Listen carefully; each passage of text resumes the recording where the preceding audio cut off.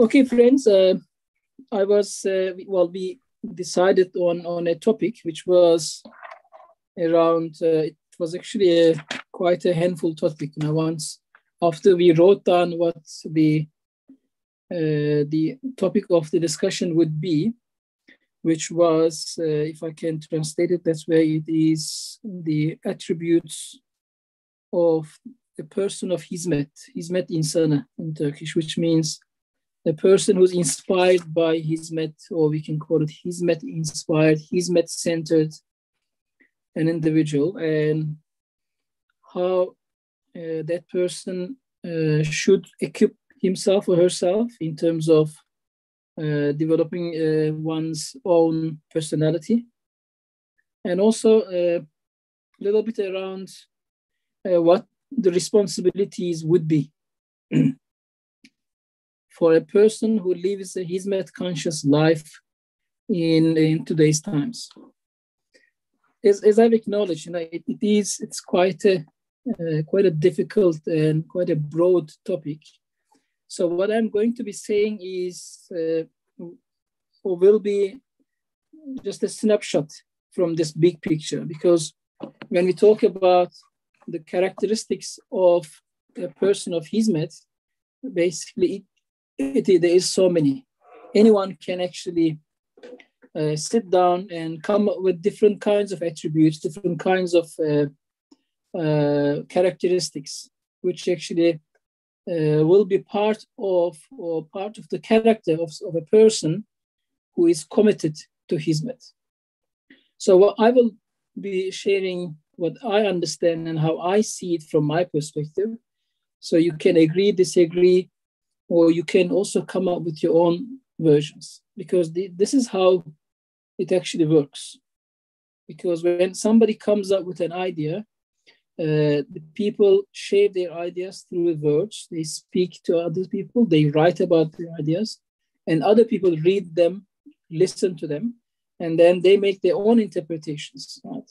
And then once they come up with their own interpretations, then they try to implement, they try to put that into practice. That's how it works. So that's what I understand from when I read this topic. What I'm going to be saying is what I understand from it and how I interpret it. Okay, well, I think there are three dimensions, as you can see in the topic. One is Hizmet is a concept. What is Hizmet? Or basically, how do we define Hizmet? When we say Hizmet, what comes to mind? In fact, I would like to actually challenge you to write in the chat box, if you can. When you hear the word Hizmet, what comes to your mind? I would like to hear from you as well. As you go on, feel free to go into chat box and write not long sentences. It's like a 1 word, 2 words. When we speak about Hizmet, what comes to your mind? So it would be good to also know, so we can at least do this in some degree of interaction. Okay, so Hizmet, basically, the way I understand it is, although, yes, Abi House, good. The way I understand that is that Hizmet is actually, it's not something that, it's not a destination. It's not necessarily a fixed structure. In my opinion, in my perception, Hizmet is a journey. It's a journey. It has certain dynamics, and people are invited to join in this journey. Because in the end, when we look at it from a certain perspective, our lives are our journeys. It's not about a certain destination, because in most cases, we spend our lives trying to reach something, and whether we reach it or not, our lives then end on this planet, and then we move on. So I will talk a little bit about this more a little later, about what I mean by Hizmet being a journey, right? It's a path. It's a journey that we take. I would like to draw our attention to to the fact that we are living in a very unpredictable times. And you guys are being young, still early stages of your lives. I think it's going to get even maybe more unpredictable as you move forward, because especially what we've seen the last year, once the COVID year and a half, it actually showed us that we just cannot predict what is going to happen. And everyone now is saying once we get through this pandemic, there are going to be others. There are going to be other challenges, and it's not difficult to really to agree with this, because the way we as human beings, the way we abuse the resources, the way we use and abuse the environment, it's not unexpected that we are going to hit more and bigger challenges. So we are in these unpredictable times, and we are trying to navigate our path through these unpredictability. You know, the best you can predict is what you're going to do over this weekend. You don't know if there is going to be school next week, because now there is going to be a declaration by the government on Sunday. So we don't know if we are still going to school next week and how things are going to be. We cannot know for sure. And we don't know how the schooling is going to be in the future, because now some of us are so used to working from home, we don't want to leave home. We don't want to go to work. We don't want to go to school. You know, we want to enjoy our comfort zones. Okay. So, and we don't have control over these things. We cannot control most of the things. This unpredictability brings so many different dimensions that our ability to control our lives is taken away from us, right? I'm just trying to draw a picture of the time, because I think the topic said our responsibility in today's times. So we need to know the realities of the times that we are living in. And as human beings also, I think we shouldn't complain much, because most of the conditions that we are complaining about today have been created by our own actions. Our own actions have brought the humanity to this stage. In most of the crises today, when you look at the environmental crisis, when you look at the global warming, many other environmental crises, social problems, we have actually contributed to creating these problems. In fact, you are still young. When I say we, I'm talking about our gender, my generation, and those before me. So I'm trying to tell you what kind of a world we have actually prepared for you.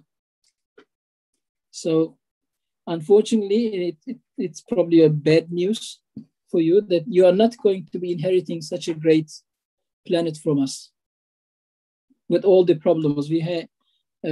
Us, those people who are still, and most of them are still in charge of many things, we have really messed up quite badly. And some of these problems are on the verge of irreversibility. We will soon be unable to reverse some of these problems. So why are we talking about all these? In my opinion, Hizmet is this very thing that calls us to pay attention to all these, and then sit down for a moment and then think, I should do something about this. This is what Hizmet, I think, is all about. Instead of living your life oblivious to problems around us, instead of living our lives in our comfort zones and unwilling to step into the uncomfortable zone, instead of preferring to remain in our comfort zones, Hizmet is calling us to get out of the comfort zone and to do something about all these. yes, in a sense, as I said, most of these problems are the ones which were created by those before us and those before you. But in the end, we like it or not, you and I, and we are all victims of these conditions. So Hizmet, in my opinion, it is a phenomenon, as a movement. It started maybe, say, 50 years ago, 60 years ago, more or less. And people in that time, they've come together and they've actually decided that they are not going to remain in the comfort zones, and they will step out into the uncomfortable, and they are going to do something about all these. So they've left their home comforts, they've spent their wealth, they've given their times, and they have put something forward. They've come up with a concept which is called, with a word called Hizmet. Hizmet, as you know, I think most of us will know, it means service, serving.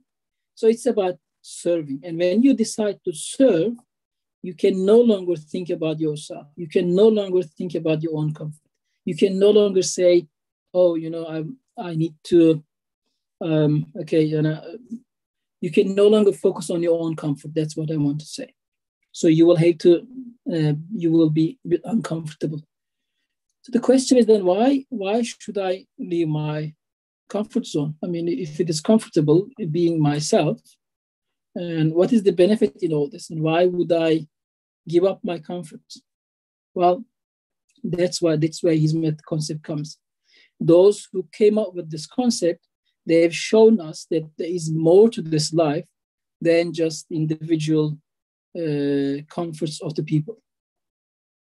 There's more to this life than us achieving our personal goals. Therefore, I'm saying Hizmet is a journey, and it's a particular way of undertaking this journey. Where as Hizmet, when you undertake this journey, you pay attention to those on your left and those on your right.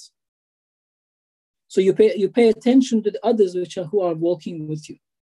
So you are concerned with the conditions of the others who are your fellow travelers. So what do you do if you see somebody who doesn't have a shoe to walk on? You get him a shoe. Or if you see somebody who's stumbling, then you give him a hand. Because in the end, we must understand this journey will only be complete once we all, as humanity, as societies and communities, if we are able to move towards a common destination. If we move all together, that is going to be a success. So in a journey like this, it doesn't help much to reach a destination yourself by pushing the others around and making some of them fall down, and etc. And in such an achievement, there is no reward really, because that is not human. And especially now, let's now look at talk a little more about Hizmet as well. And Hizmet being, as I said earlier, it's a concern for the others, then it's not going to go very well with the attributes of a person of Hizmet if I'm only focused on myself reaching my own destination. Okay, maybe it might sound a bit too abstract so far, but what I'm basically I should maybe make it a bit more concrete.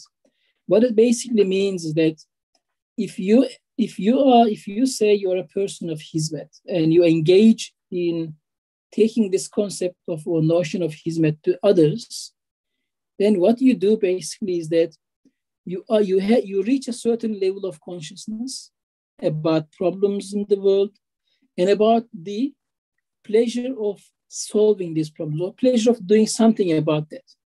For example, environment, right? Let's take this. It's a very serious problem today. Environment, because we live in the same environment. If the environment doesn't exist as we know it, it's going to be end of us as well. So as an individual, you do something about that. And then where Hizmet comes in is that you don't stop when you do something good. You take that goodness to the other people as well. So you convince another friend. If you, let's say, are not littering, if you are not damaging the environment that you are using, you practice that good behavior, and then you also invite others to do the same with you. For example, let's make it more concrete, right? Let's say you're at a school or at an institution and you use the facilities there, right? And you use those facilities responsibly, and you believe as a person of Hizmet, what actually is suitable for your character is make sure that those things are used properly to benefit everybody. So you don't use, let's say, let me give you an old example. You don't take a chalk and write a few words and then break it and throw it away. No, you ensure that others also can use it. And more to that, is that you also convinced other people to use these resources responsibly. That's one thing. Secondly, let's say you reach a certain level of consciousness, right? You try to be a good person. You can look at it from a religious perspective. Let's say you try to practice your faith because that actually is a strong force for you to be a good person, to be beneficial to others, etc. So what you also do is that you invite others around you to do the same, to practice the same values.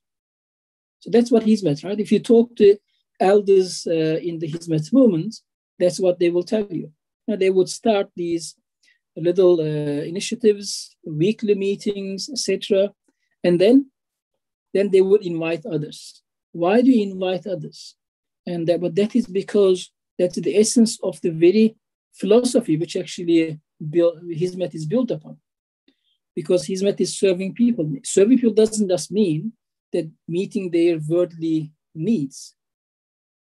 Because the greatest need for a human being is to meet that eternal or need for eternal life. So if you look at it from a religious perspective, then taking the good that you have and learning the good knowledge that you have and sharing it with others is also part of Hizmet. And therefore, as you will know in the writings of Fethullah Gülen Hoca Efendi, he talks about the attributes of such a person. And one of those persons, which actually you probably listened to from your abis and ablas many times, and it is iman, it is faith.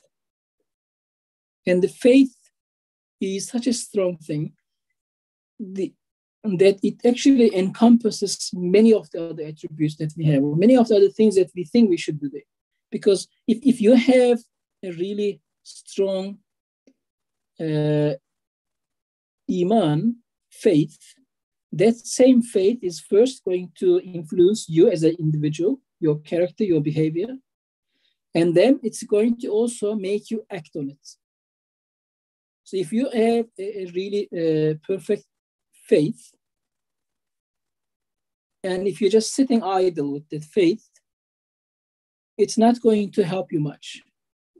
Because if your faith is strong, it's supposed to make you act on it. Imagine you discover this great treasure, and then you know that when you share this treasure, it's not going to be less for you.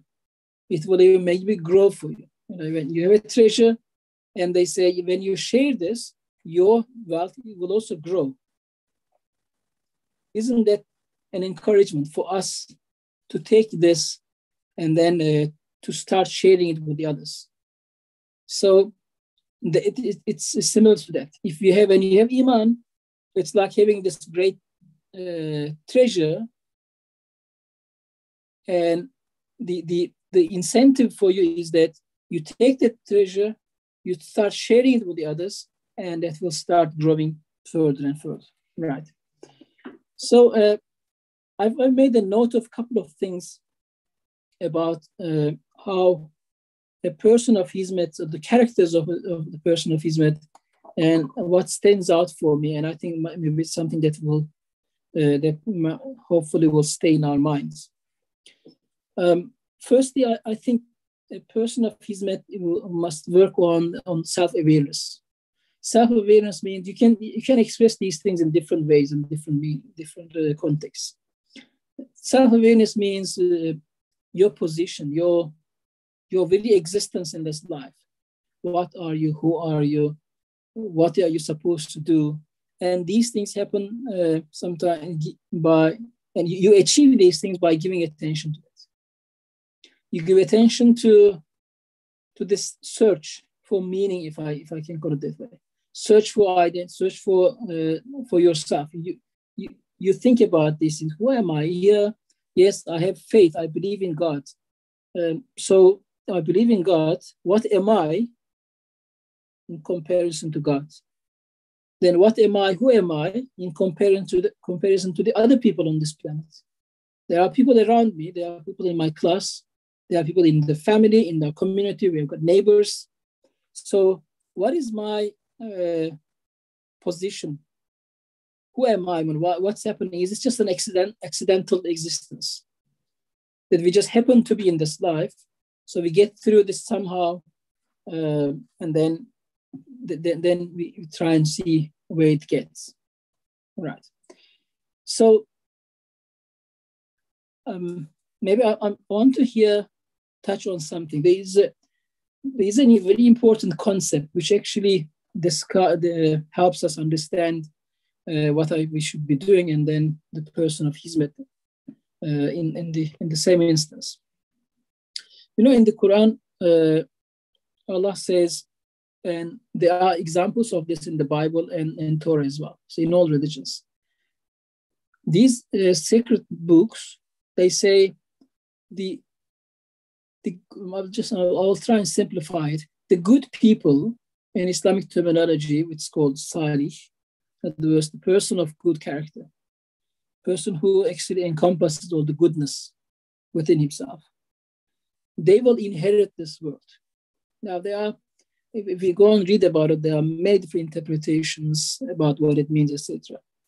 So one of the meanings is that it's actually a recommendation, it's a demand from the good people that they must make sure that they are the inheritors. Inheritor means when someone's parents die, whatever the parents have, and the children inherit that. That's what inherit means. So you get what belonged to your father and mother, you inherit that, right? So in this concept, in this context, the earth is an inheritance for the good people. And what it means is that your responsibility is to take charge and to take ownership and to put it to good use and to protect it. So that includes we spoke about environment and all that, but also it includes your own personality. You protect your personality from spiritual contamination, from bodily harms. You keep yourself away from things which will harm your physical health, and you protect yourself from things which will harm your spiritual well-being, right? So all these things are responsibility of the good people. This is the demand from you. And when you do all these, you are then asked to spread this. You do your part, but you don't stop. You start spreading this to other people as well. So that is, again, I'll refer to that. That is where Hizmet comes in. So Hizmet tells us, okay, you are a good person, that's fine. But then you need to spread this goodness to other people. You can't just stop by being good person. Why? Is that because that is the kind of wealth or treasure that actually grows when you share it with other people. So if you're a good person, you share it with the others, you grow and you become a better person. You don't lose anything from your own goodness. So that's something we must seek awareness of ourselves, what we are, what is our position here, what's our responsibility, and then try and pursue that kind of a journey. An important aspect or attribute of a person of Hizmet is that the person is concerned for the others. We cannot call a person a Hizmet-centered individual if the person has no concern for the well-being of the others. And that well-being, I don't mean only, for example, protecting him from the physical harm, etc., etc. But that's what I'm saying. It's about spreading this responsibility. Hizmet is a consciousness in that sense. It's the way of thinking that we have to share with the others.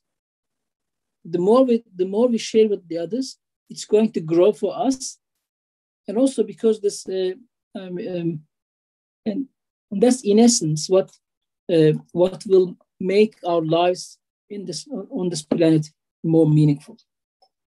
Okay, and when you are concerned with the others, like I gave the example of the journey at the beginning, the others means people who are actually walking with you on this journey. So when you're concerned for the others, you look out, you watch out for them.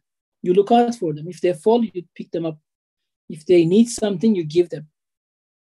And that means a very important aspect of Hizmet person is that you are willing to take action, to do something. We don't just get the Hizmet contains all of this in together. You have a strong faith, and then you improve yourself, you develop yourself intellectually, spiritually, so you can be an example for the others. And that strength will combine with the concern for the others, your concern for the others. And then what's next? Next will come that we take action, because we can't sit now, because I've got all this spiritual capital, intellectual capital, and I'm concerned about the other people, because I want them also to feel what I feel. I want them to enjoy what I enjoy, and therefore now I need to take action. What is that action? Sometimes just reaching out to them, just talking to them. If you're at a school and you are in a group of friends, we know especially in the school level, within a group of friends, some of them will get a bit naughty at times. Some of them will be better than the others in terms of behavior, not personality. So we don't compare people's personalities. Some do better things, some do not so good things. So by helping those who are actually oblivious to these better way of living, you also try and reach out to them. You also speak to them and you say, look, you're doing all this, but for example, if the teacher turns around, then you can do all the funny signs behind the teacher's back. And the thing that a person with consciousness that must do is not to laugh with that person, but rather to say, you think it's funny, but that's not. Let's stop that. And there are different methods of, you will find your own methods of doing all those, right? So that is about taking action. Wherever you see a behavior which is unbecoming of a good person, then you actually try and help this person avoid that behavior. If you are practicing your faith, and there is another person who is actually a bit lazy about that, you can be a force for that. You can also try and push the person to be a better person as well. So there are different ways of taking action. And when you decide to take action, again, a very important attribute which is, we cannot do without, is to sacrifice. Sacrifice means we will be willing to give up on our comfort at times for our friends, for the others, and sometimes for the people that you never know. We've got all these schools in South Africa, Mozambique, Zambia, etc., in all these countries. The people who have actually helped establish these schools, they don't know the people who are benefiting from these schools. That's another dimension of Hizmet. You actually help people that you actually never met, that you will never meet probably. But it's not a concern for you, because doing good, and Hizmet, in other words, has become your character. So you cannot stop now. You cannot stop. You have to do something. They tell you, oh, there's a person in another country who needs, a couple of rands, a couple of dollars, because they are sick, they need an operation. If you look around, if you got few bucks, you send them. You don't know the person. You will maybe never meet that person, and that person will maybe never meet you. But it's about that action. It's about what you do that makes a difference. It's not also about, like I said, destination. Hizmet is about journey. It's about walking. It's a path that you walk. You may never see the end. You may never reach something, and that is what makes the difference between the normal people, and that's what makes people the difference between the real people of Hizmet, because they're not worried about if what I'm doing is reaching the destination and it's helping this and helping that. It's about the effort that they put in, because that is their character. And in essence, each one of us, basically, when we live our lives, in our dealings on a daily basis, we basically put forward our own character. It's not about the other person. It's never about the other person. When you do a favor to a friend, you're actually showing your character.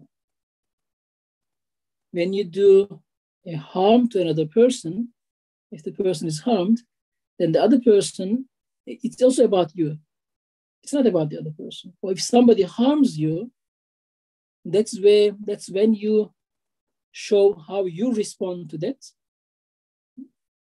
When you help another person, that's again how you show how you take action in a situation like that. So the law, in a sense, I'm going to say, and put it in a different way now, and probably then I will end afterwards.